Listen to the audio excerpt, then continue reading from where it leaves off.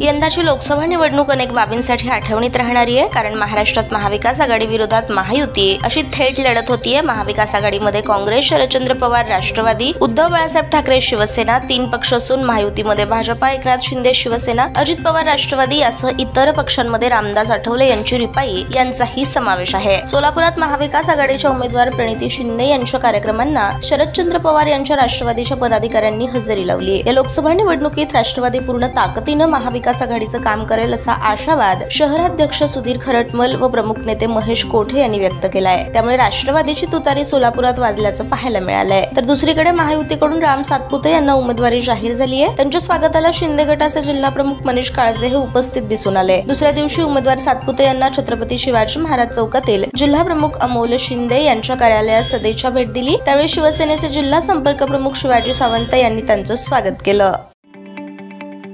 ताज्या बातम्या पाहण्यासाठी प्राईम महाराष्ट्र न्यूज चॅनलला सबस्क्राईब करा।